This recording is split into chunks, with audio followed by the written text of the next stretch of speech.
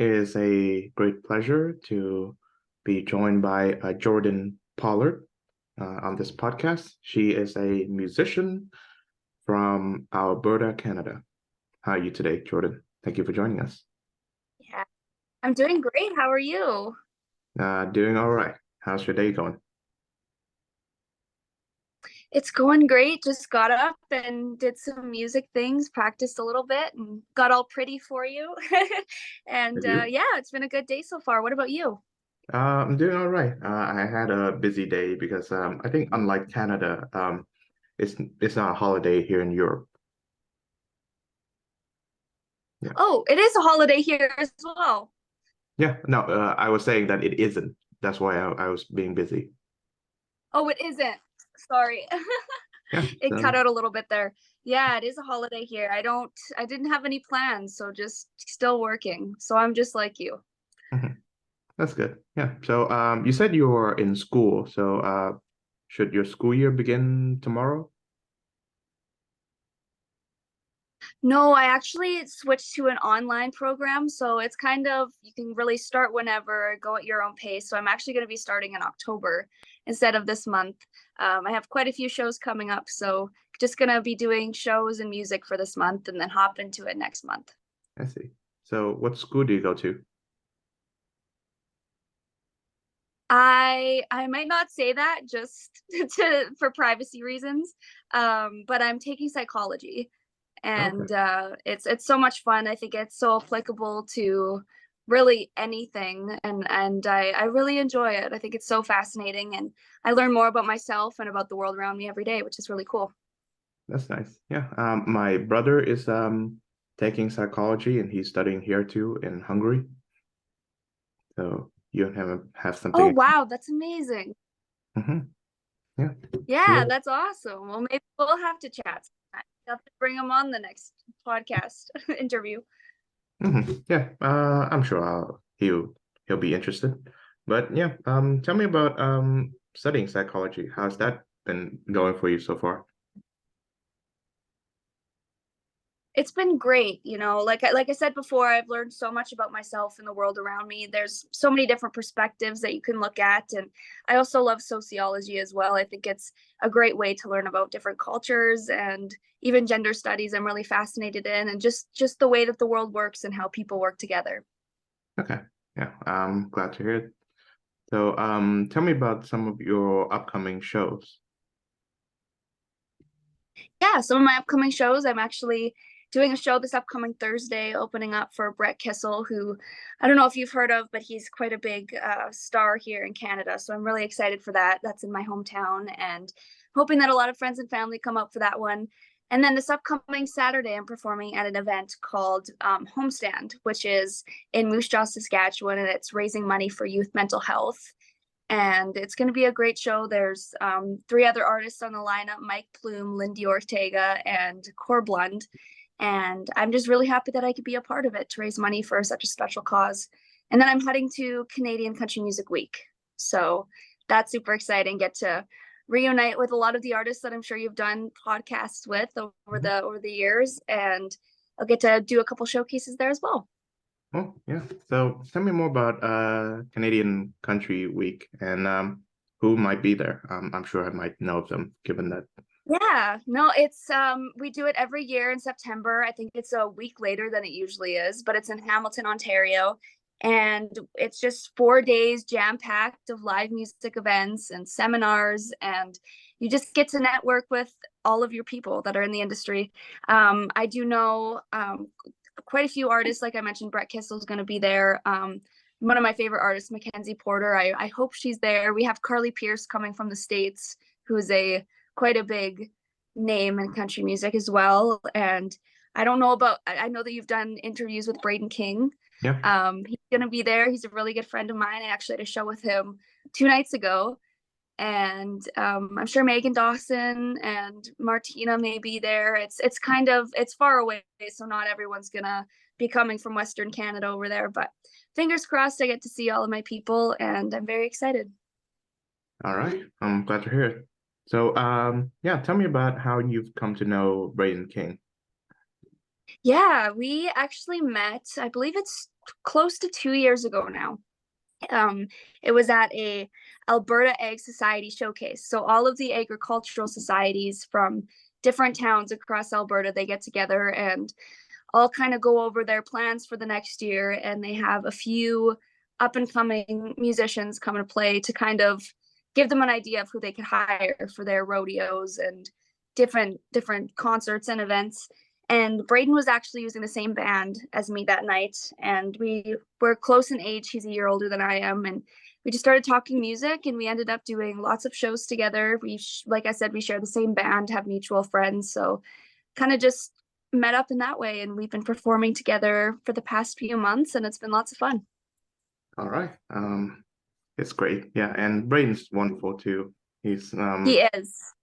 Yeah. I've talked to him, and we had a lot of fun chatting.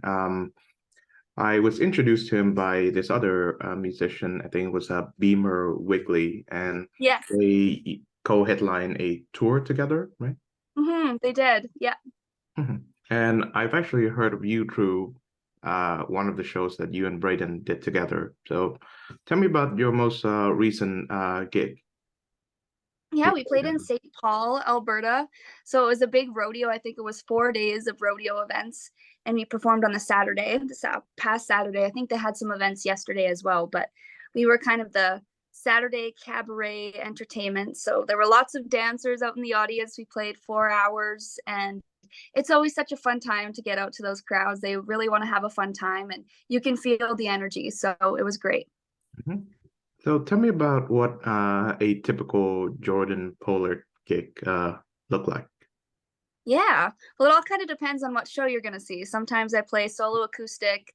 Sometimes it's only a few other musicians up on stage, or sometimes it's a full band with 4 or 5 musicians.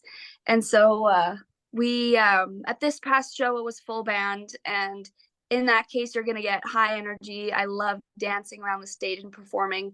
Some of my favorite artists, to give you kind of an idea of what my live show would be like, some of the artists that I look up to are like Kelsey Ballerini or Shania Twain. I think they always have such high energy when they get on stage, and you can tell that they really love what they do. And that's how I want to portray my shows, and that's how I feel when I'm on stage.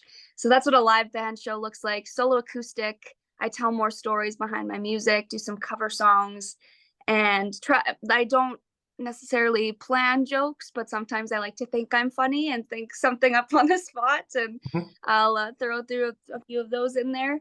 But yeah, it's kind of all just depends on the venue and the show. But I love, after the show, going out and meeting people in the audience and talking with the organizers. I think that's one of my favorite things about doing what I do, is the human connection and the sense of community that you get. You know, you go to all these small towns and everybody gets together. That's their one time every few months, or maybe even once a year, that they get together and just have a really good time. And you can feel that within the audience. So yeah, that's what it would be like. So tell me about your latest single, titled Single at a Wedding, which I like quite a bit. Thank you. I'm so glad you like. Do you relate to the song? I haven't been to too many weddings, but I can relate to being single. Yeah. This song, actually, there's a whole story that comes along with it, kind of full circle. I had met a songwriter named Phil Barton at the Canadian Country Music Awards when I was about 15 or 16. And he had followed me on social media, and he's been liking my stuff, and I've been following his story as well for a few years now. And he ended up messaging me about 2 years ago, or maybe like a year and a half ago.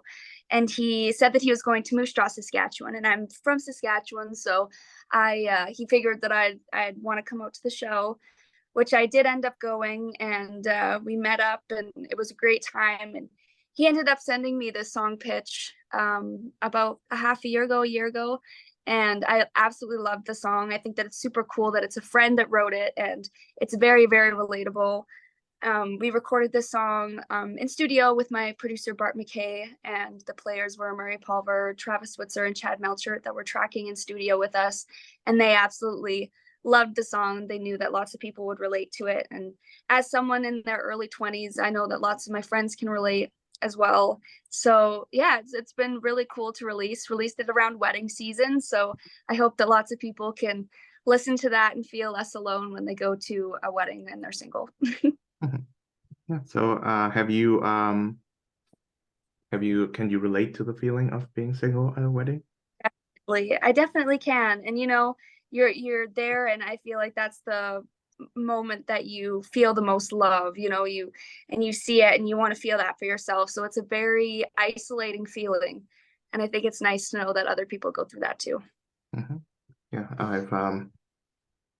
it can be an isolating feeling, right? Knowing that it is to celebrate a union of two people, and you're there, you just waiting for that moment when you are the bride and not the bridesmaid. That's the cliche, right? Always a Right? bridesmaid, never a bride.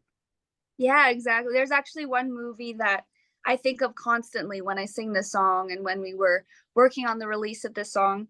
It's 27 Dresses with Katherine Heigl. Yeah, I've And heard that. I've heard that. yes, yeah, so this woman, she gets hired to be a bridesmaid in all of the weddings, and she isn't in a relationship herself. She has a crush on her boss at work and never really ends up with anyone until in the movie she does find someone, and it kind of does follow the storyline of the song, which I think is super cool. And I grew up watching that movie, so Hmm. that's what I always picture when I'm singing the song. Hmm. I imagine that romantic comedies are a guilty pleasure, so to speak, of yours. It's not a genre that appeals to me all that much, although I can find examples of good ones, for weddings and a funeral. That's one of them, right? Oh, yeah, yeah. So tell me about your love for the rom-coms. Yeah, I think, well, I honestly, I wrote a song called That Kind of Love when I was in high school. We were learning about Romeo and Juliet. And I know a lot of people can relate, Romeo and Juliet, especially Shakespeare, just reading that is just so boring. I think there are some metaphors and some things in there that as a songwriter I really love. But for me, the stories that I connect to are those rom-coms from like the 80s and up.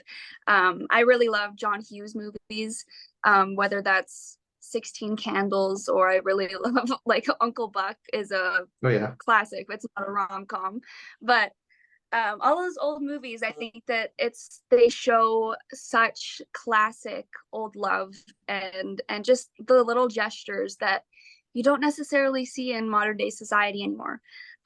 People like holding hands, or I find that dating in the modern world is so much different than it used to be.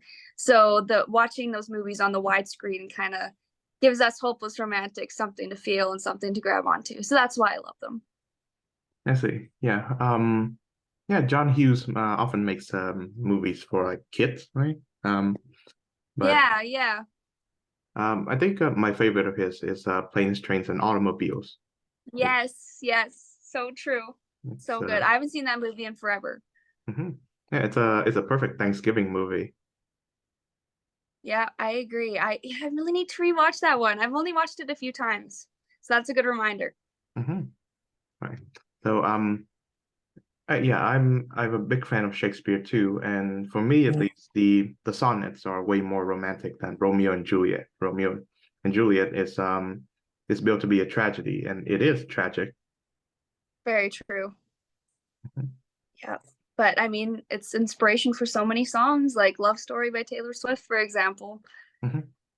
Yeah, and it brings me to actually Taylor Swift.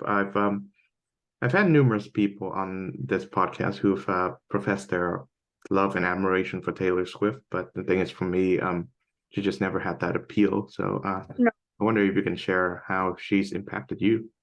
Yeah. Well, her rise to fame, or when she started releasing music, I was around 4 or 5. And I started loving music and listening to music when I was really young. I was singing and dancing before I could even talk. So having someone in the country genre, country pop, who it kind of emulates everything that I want to do. I grew up listening to Hilary Duff and Shania Twain, and country and pop were both my favorite genres. So to see another artist do that and kind of follow in Shania's footsteps, but at a younger age, someone that I could relate to more so, was super cool. And I think that even, I mean, I love her as a songwriter and as a performer. I've been to numerous Taylor Swift concerts, but I think that the one thing, even if you don't love her music or relate to her lyrics, I think that the one thing that anybody can say is that she's an incredible businesswoman. She Mhm. knows what she wants, and with every step that she takes, she is herself, and she puts her best foot forward always. Even if she makes mistakes, she runs back and fixes that. But I mean, I have so many great things to say about her. You don't want to ask me too much, or else I'll go on and on and on. But I would actually like to follow up on that by asking whether any of her songs reflect, say, one or more uh, of your life experiences. Oh, definitely. I think so many of her songs are applicable, even if it's not the exact same story. There's a line or something that you can relate to in every one of her songs. I don't even know if I can pick a single one, because I think they're all relatable, especially to young women. I think that there's so many experiences that we go through that are so subject to us, and she really emulates that with her lyrics for sure. I see. So tell me more about how music came to be a part of your life. Yeah, as I said before, I can't remember a time where I wasn't performing and singing. I didn't really play with toys growing up. I always just sang and danced. I had a karaoke machine. I had an American Idol Wii game that I would always sing on. And it's just always been a thing that I've loved. As I grew up, I joined singing lessons and guitar lessons and musical theater, and started playing my own live shows when I was around 11 or 12 at local music festivals or open mic nights. And so it just kind of grew into what it is today. And do your parents share the same music taste as you? My They do actually. My mom and dad, they actually are very into 80s rock, and that's kind of was their prime time was in the 80s, so they love that music. But I also, growing up on a farm, I listen to country music and always have growing up. We'd have the country music television, the Canadian CMT, on TV 24/7. It was on when I woke up in the morning, and so I'd get up and listen to music and watch music videos, and so it's always kind of been in the family for sure. Hmm. And you grew up in Saskatchewan, right? Yes, yeah. Yeah. Tell me more about that. Yeah, so I love living here. I think the small town lifestyle is so much fun. I love the sense of community that we have being in a small town. And I think that that's just, I mean, I've been to Toronto, I've been to the big cities, and I just don't feel at home there. It's here everyone, not everyone. I mean, there's always some bad eggs, but they're all so kind and generous and willing to help you. They're your neighbors and they feel like family. So that's what I love about living in small town Saskatchewan. We're there to pick up each other when we fall down, and even just the small town fundraisers and things that happen when families are in need, when something's going on. You have a hockey game to raise money for a family, or we just come together in many ways that I don't think big cities would. So that's why I love being in rural Saskatchewan. It's awesome. Mhm. So have you spent any extended time in a big city? Not really. I actually lived in Calgary for a month to do a music program, and I Mhm. truly loved it. I just don't think that I could settle down in a big city and raise a family. Not at that point yet, but I couldn't do it. But it's great. I love the culture, and I love how music is everywhere. There's so many different artists, so many different genres, and which is really cool for me, but I have to take it in small doses. Mhm. So when did you move from Saskatchewan to Alberta? I've actually always been in Saskatchewan. It's kind of cool. I'm from Lloydminster, which is the border city. So half of it's in Alberta, Ah. half of it's in Saskatchewan. So everyone kind of confuses that I'm in Alberta. And I have so many music friends in Alberta and play there all the time and go to the Country Music Alberta Awards. So but I'm still in Saskatchewan, and hopefully I'll stay here forever. Mhm. Yeah, and you have another single is titled "Upside of Being Down," and it's the previous one that you've released. to single at a wedding. So I'd like to hear more about that song. Yeah, this song is super upbeat and fun. It's about getting over a breakup, basically, but it's I think it's also so much more than that. It talks about when you're going through a hard time and you find ways to find the upside of that bad time. And I actually got the song pitched to me and recorded it during the pandemic. So I think it kind of took on a life of its own and has its own story behind it, and the fact that no matter what you're going through, there's always going to be some positives. There's always going to be some light at the end of the tunnel. And that's what I really want people to get from the song. Mhm. So, what are some of the ways that you use to promote your music? That I used to promote my music. I actually used to, which I should still be posting, but I haven't in a little while, post YouTube videos all the time.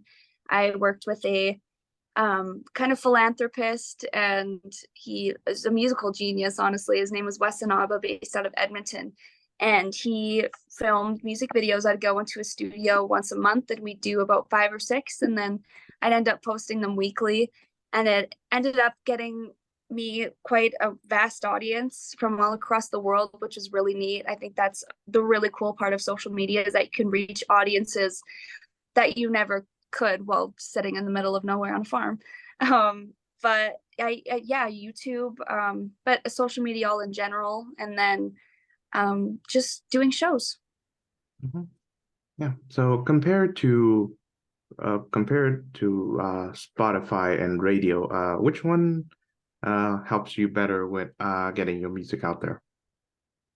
I think in today's world, it would probably be Spotify, like all of the streaming services, just because so many people use that.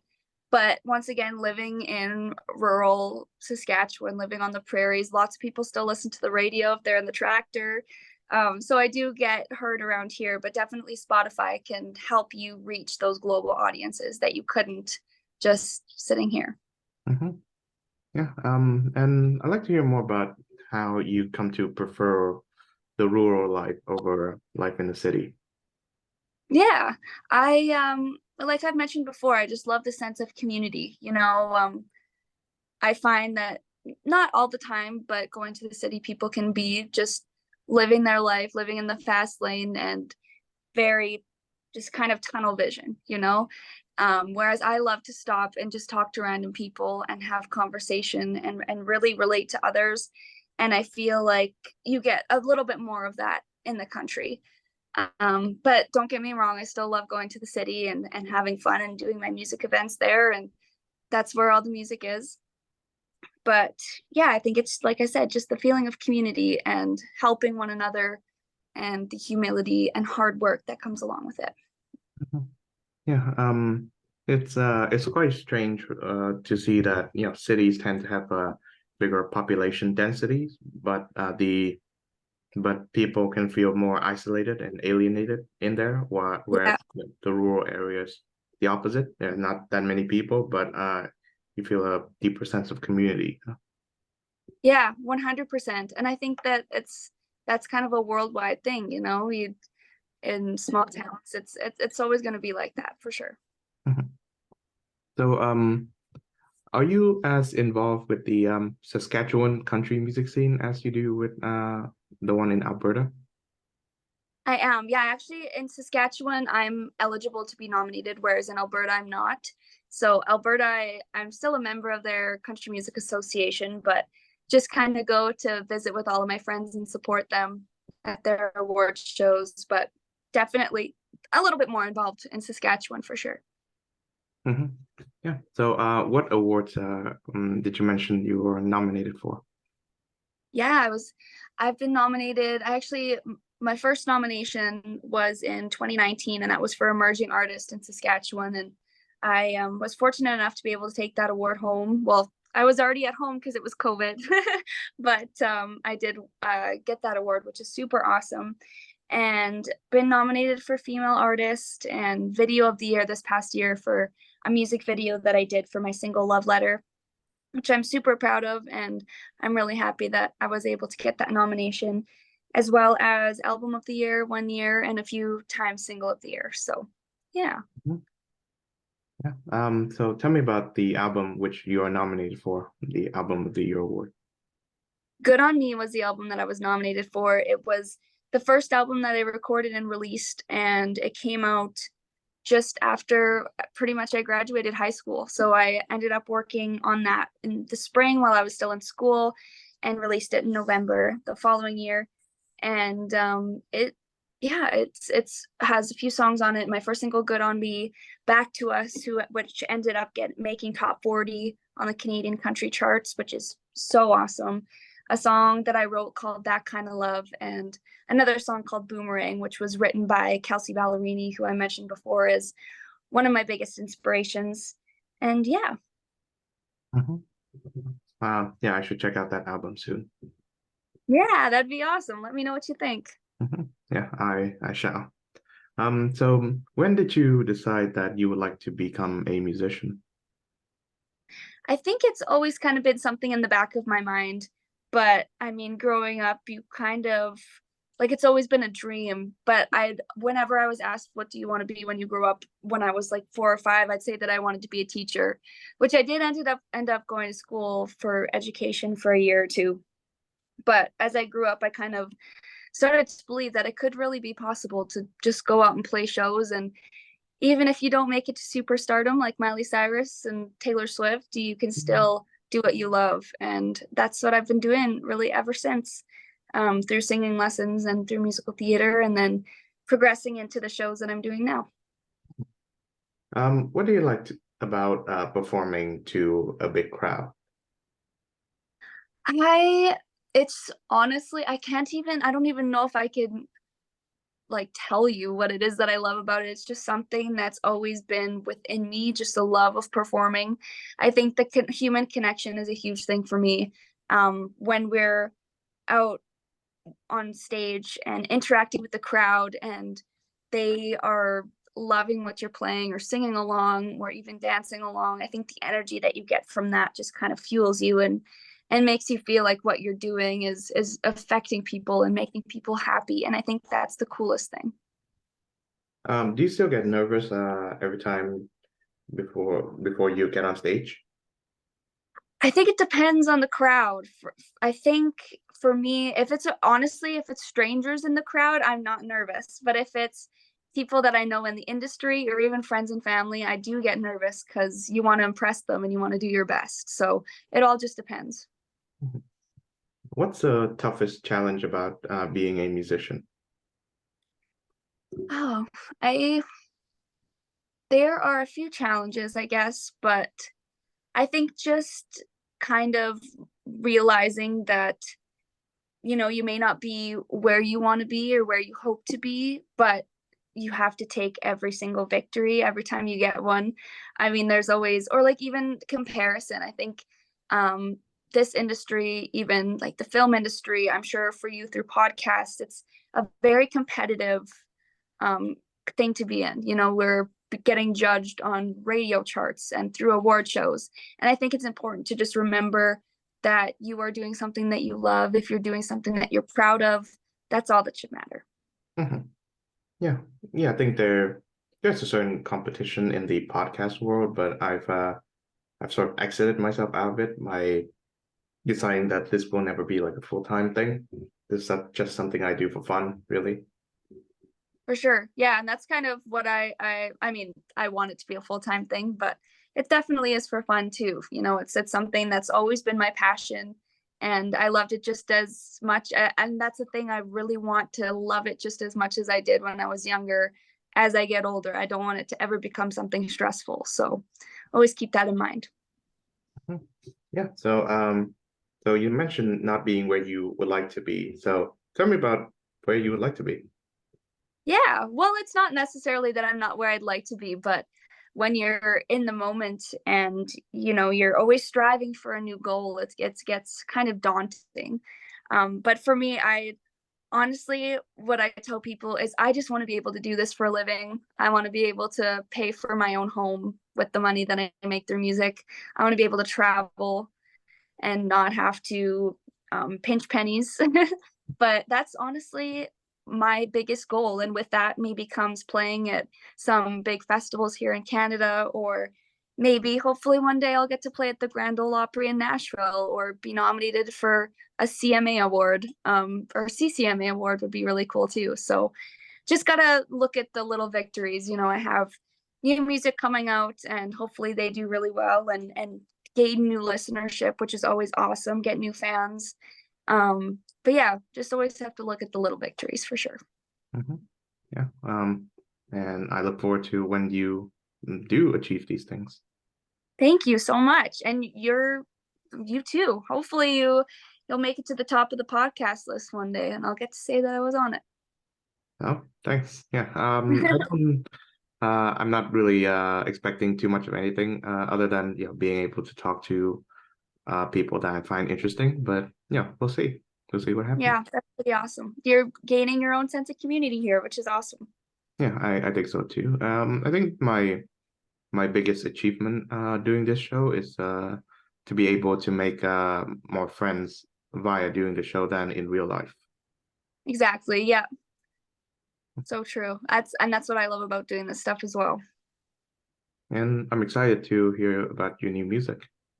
Thank you. Yeah, I do have, well, Single at a Wedding just came out, so we're not going to push anything too soon, but I was just in the studio recording a few new tunes, and I'm very, very excited about it. One song that I wrote myself with a good friend of mine named Doug Sylvester, and another song that was pitched to me, and it's written by one of my favorite songwriters. I won't tell you who it is yet, but they are someone that I really look up to, and I'm super, super excited for this song. I think it's my favorite that I've ever recorded so far. So stay tuned. Okay. So, are there any plans for releasing a second album? There is. So we are working on that. It'll be announced sooner than later. So make sure to keep your eyes peeled. Yeah. So tell me about releasing singles versus albums. How do you plan them? I think with albums, like it's kind of the same. I'm learning as I go. I'm an independent artist, so I don't have a huge team behind me. And there are things that even with this album that's coming out now, putting it together, I know that I need to work on for the next album. Typically, like even Taylor Swift, for example, she had a full team behind her to help her come up with the creative direction and everything. And I'm learning the little things that I need to start paying attention to. But singles, I think you always have to have the same like level of care and kind of critique when it comes to both singles and albums. But singles are just not a big group of songs, just one song. But I think you always have to, like I said, have a creative direction and know kind of the branding behind each single and each album as well. But like I said, learning as I go. Yeah. So how do you time the release of, say, one single and another? I think I typically do like a few months in between each release, but it all kind of depends on the person and what you want to do. But that's just kind of how I've worked it out. But I mean, it changes. The increments are different each time, but a few months in between. Yeah, for me at least, I know that podcasting is a different endeavor, but I'm currently doing 3 shows a week now, or at least in the Wow. release date. But sometimes I do more, sometimes I do less than 3. And recently, because I've had a lot of shows like line up, so I had to time them accordingly. So there's a good chance that our conversation may come out like months from now. So Right. Yeah, that's something that exactly. you're okay with. 100%. I wish that I could come up with 3 songs a week. That'd be awesome. Yeah, and what about covers? What are some of your favorite covers, songs to One of cover? my favorite covers. I love I don't know. I'd say actually my favorite song to play live with the band is Sweet Child of Mine by Guns N' Roses. That song is so fun. And I just during the instrumentals, like when my guitar player Roman is shredding on his guitar, I get to kind of dance around and interact with the audience. And we usually end our show off with that one. So the energy is super high. When it comes to solo acoustic shows, Um, I don't even know. My new favorite song to cover is actually Watermelon Moonshine by Lainey Wilson. I had the opportunity to see her perform in May, and it was one of the best shows that I've ever seen in my life. She's an incredible performer. So I started really gaining an appreciation for her, and that song has to be one of my favorites to do acoustic. Awesome. Yeah. Yeah, I'm a big fan of Guns N' Roses too, and I think they recently had their shows here in Budapest, actually. Yes, yeah, they were on a tour. Yeah. Yeah. November Rain is a wonderful ballad, and Yes. I recently learned that so the original version, the one that they initially recorded, there's a orchestra and a string section, and Okay. but the section was pre-recorded, I think, or it was used as a sample. But for the one that they remastered, which was released last year in 2022, they use an actual orchestra with an actual string section in place of the sample one. So the song came out That's so cool. much better. That's awesome. I haven't even heard the new version yet. I'll have to look that up after. Hmm. Yeah, you're welcome to. And yeah, speaking of live shows, what are some of the best concerts that you've attended? Best concerts. Well, Lady Wilson, like I just mentioned, I her on stage energy is just incredible. She knows how to engage a crowd without having choreography and crazy lights and pictures in the background, which I really love, and that's kind of what I want to put forward in my live shows. I must say I've even been to Carrie Underwood. I love Carrie Underwood. Really looked up to her growing up, and so seeing her live, her voice is just absolutely insane. So that was a great experience. And I've mentioned before, I'm a huge fan of Taylor Swift. So I've been to a few of her concerts, and it just made me appreciate her and her craft even more. Also saw Chris Stapleton, who's an incredible singer-songwriter, and that was awesome. Um, so many concerts that I've been to, I can't even list them all, but those are some of my favorites for sure. Mhm. So, excluding those names, what are some of the artists that you'd like to open for? Oh gosh, there's so many. I think at this point in my career, it'd be awesome to have an opening slot for maybe Mackenzie Porter. I love her. She's from Alberta, so kind of close to home. And Upside of Being Down, my previous single was written by her, and I just love her energy. I've been listening to her music since I was little, and actually her brother was on Canadian Idol, which is our Canadian version of American Idol. It's not around anymore, but I remember my sister absolutely loving him growing up, and then I grew up and started loving Mackenzie, his sister. So it's kind of cool in that sense. Mackenzie would be awesome. I'm also a huge fan of Ingrid Andress. She's a singer-songwriter from the States. Hopefully at one point I'd be able to open up for her as well. Mhm. So, what are some of your favorite non-country music artists? Non-country music artists. I absolutely love Sabrina Carpenter. Hmm. She's such a great songwriter. Miley Cyrus, her new single is great. I think it honestly just changes all the time who my favorite musicians are. I learn to love new artists all the time. I'm also a huge fan of Ed Sheeran. His songwriting is great. It's all over the place, honestly. I love pop music. I think I'd explain my music as country pop. And if I ever had the chance to switch genres or hop between genres, I definitely would. Hmm. Yeah. So, tell me about some of the songs that you've been listening to recently. Some of the songs, let me think.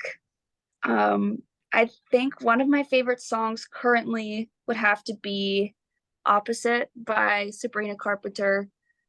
And the reason that I mentioned Sabrina and Miley is because my two favorite songs right now are their songs. It used to be by Miley Cyrus. I grew up watching Hannah Montana, and so that her song is talking about the mistakes that she's made or the decisions that she's made, and people say that she used to be crazy, she used to be wild, but no, she used to be young. Like everybody goes through different phases in their life, and I think that that's so cool. And even the series that she has going along with it, she shows little snippets of moments in her career and in her time growing up, and she explains them, which I think is really neat and kind of gives us a glimpse into her life, which is really awesome. Mhm. Yeah, Miley's a interesting figure because I actually followed her career for a long time. I was like 8 or 9 when I watched Hannah Montana for the first time, and it really helped me learn my English actually. We Oh, had nice. we had Disney Channel on the TV, and Hannah Montana and other shows that came on at the same time. I think was it Wizards of Waverly Place, with Yes, Selena yeah, with Gomez Selena.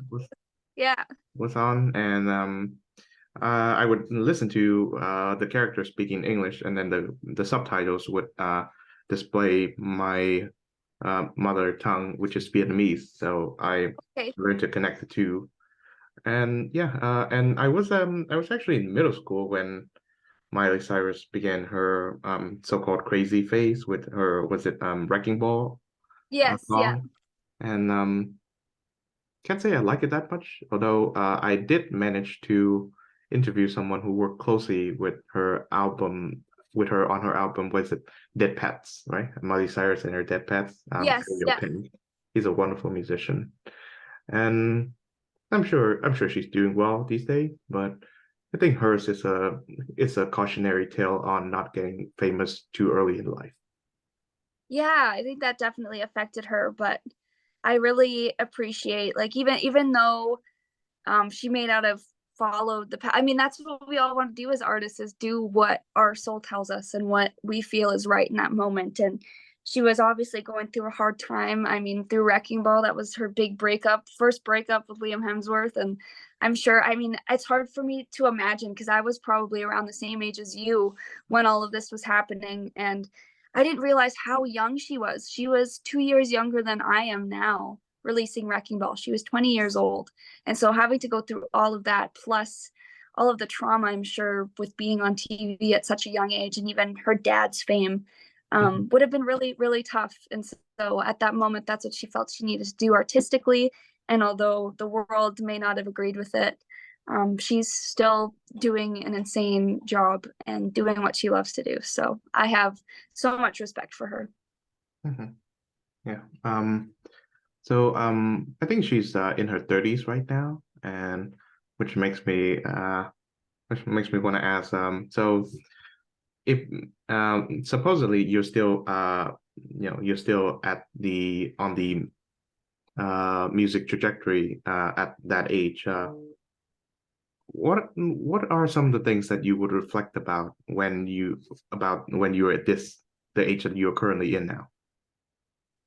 I think I definitely I'd be proud of myself. Even myself now, looking at where I was when I was 14, 15, and just writing songs in my room and doing small festivals, just trying to do what I love.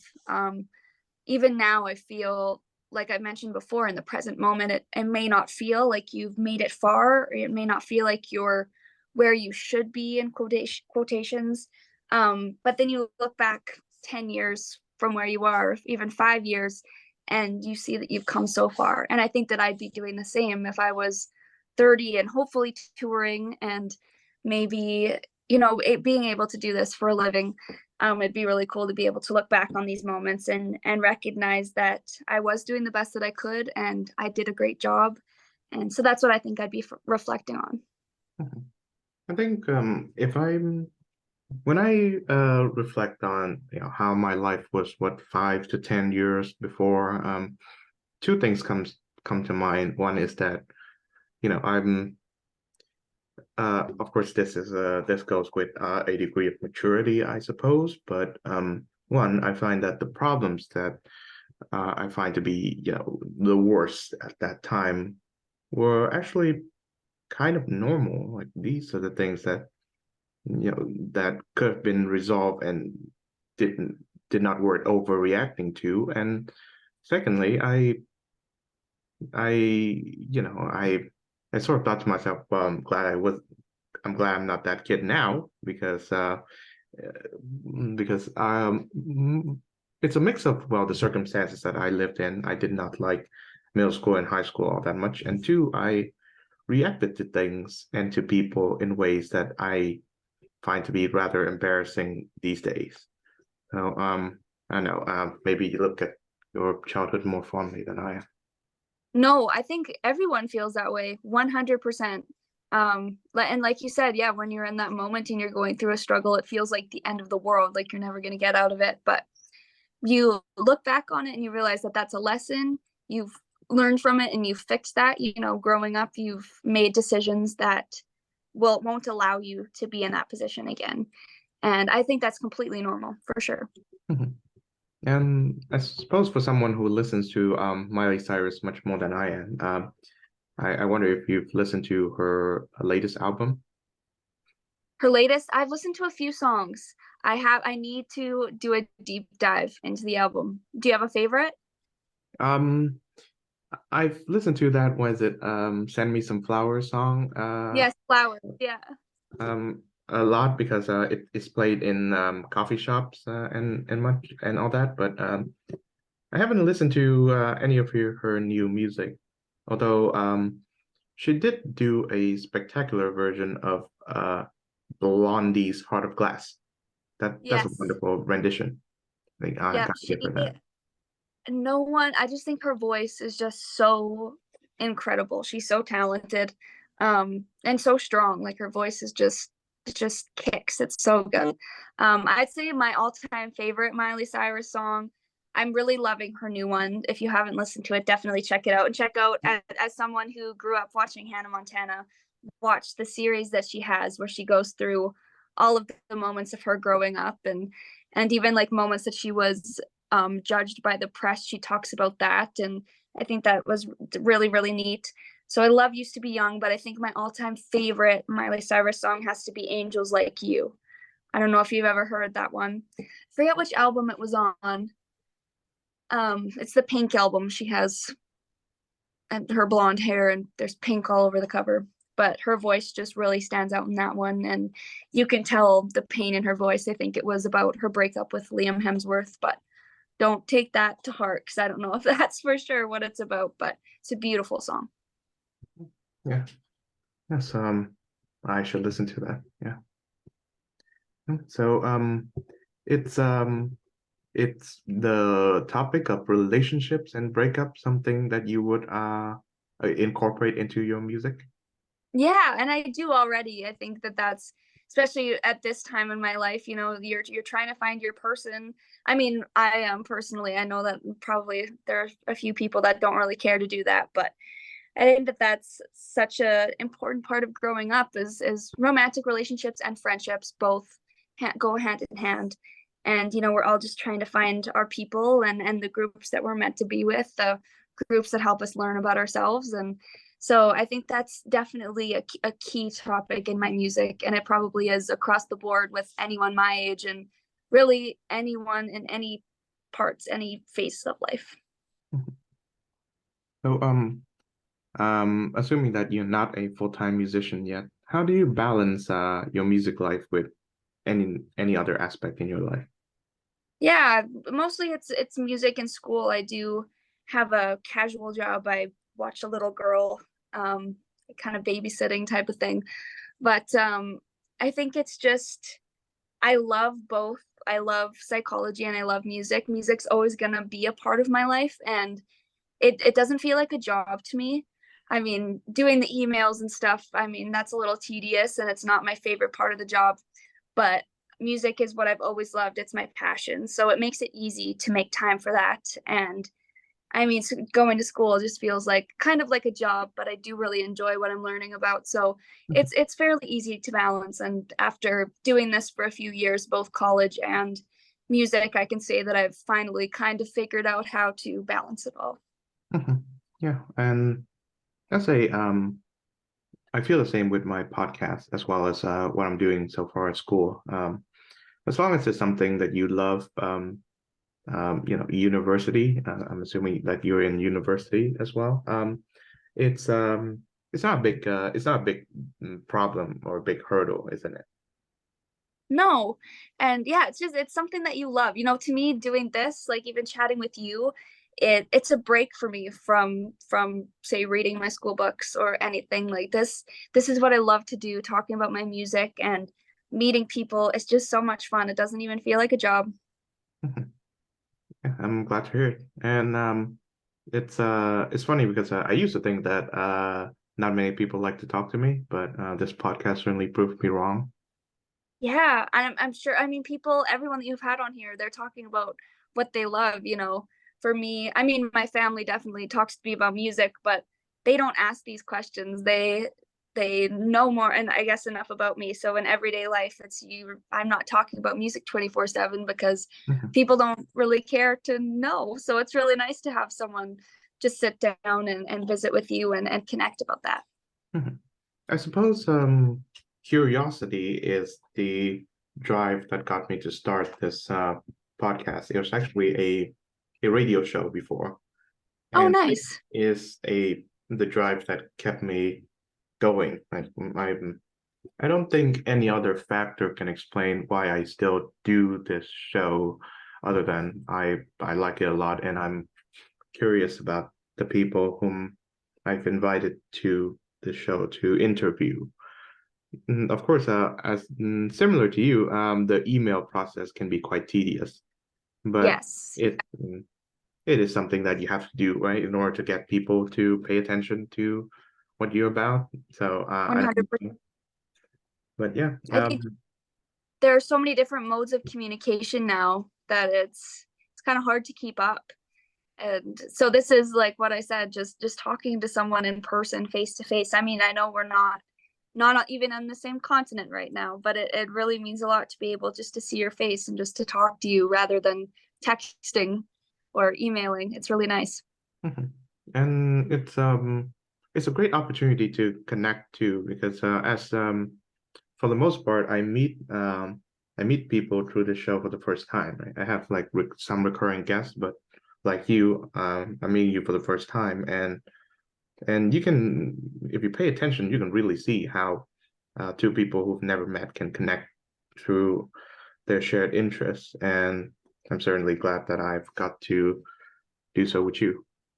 Yes, me as well. Yeah, I find that people are in person a little bit more, maybe not jaded, but kind of guarded. Mhm. And those conversation, those spur of the moment, just visiting about what they do in life or their interest that never really doesn't come up as often. You don't really talk to strangers. So it's really nice that we were able to meet up today and learn about each other. So thank you for having me. I really appreciate it. Yeah, yeah, and I appreciate you coming on.